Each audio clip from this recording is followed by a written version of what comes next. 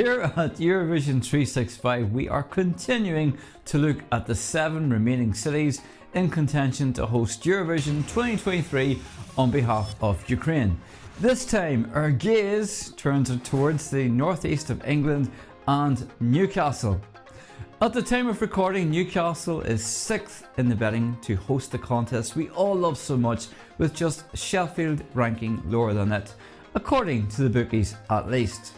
But can we completely rule out the Geordie city famed for its Great North Run and party nights? Oh, and having lived once in the northeast for 9 years, the colder temperatures. The last time the UK hosted the Eurovision in 1998, Newcastle put in a bid but didn't make the shortlist that time. So one would imagine they are over the moon this time around and hopeful of getting the contest to that part of the world.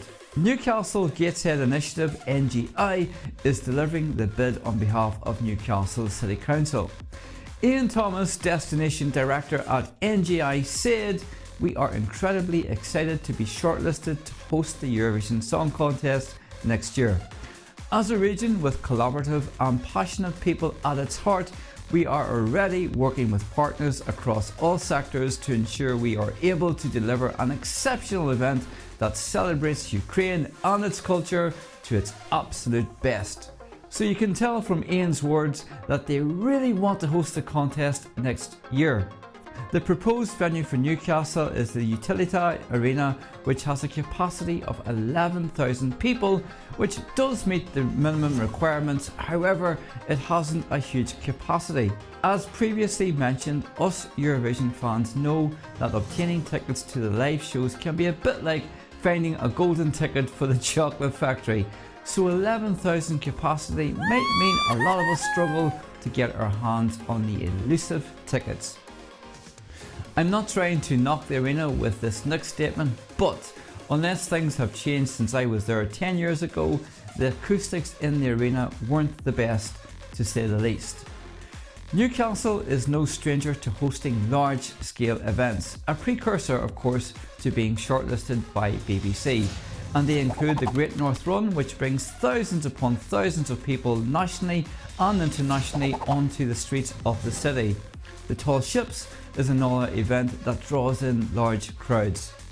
The arena has hosted a variety of big named acts, and what is really going for the Utilita is that they would have only one event to shift during the time of Eurovision, so that means there will be no huge issues for stage construction, tactical rehearsals and of course the Eurovision week itself. Newcastle Airport is the primary and busiest airport in North East England and the second busiest in North England, with over 80 destinations worldwide. It won't be a problem for the large intake of excited Eurovision fans to make their way to Newcastle. There are of course more than adequate hotel rooms in the city itself. However, fans could also choose to stay in places like South Shields on the coast and take the short metro ride into the city.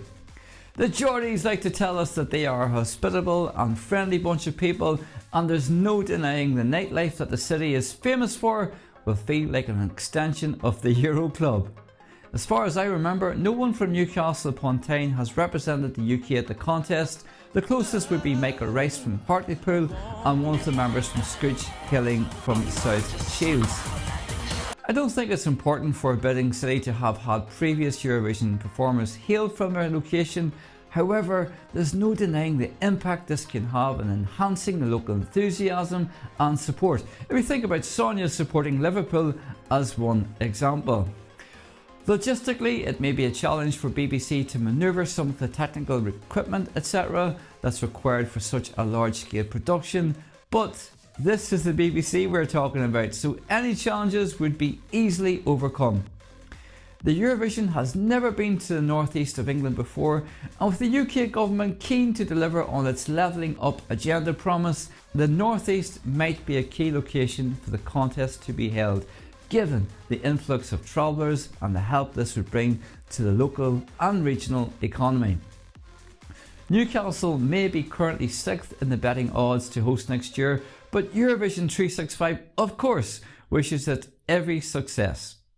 What's your thoughts? Are you from Newcastle or the northeast of England? Do you think Eurovision should come to the Geordie Shores? Let me know your thoughts in the comments below. And until next time, Eurovision lovers, take care and see you soon.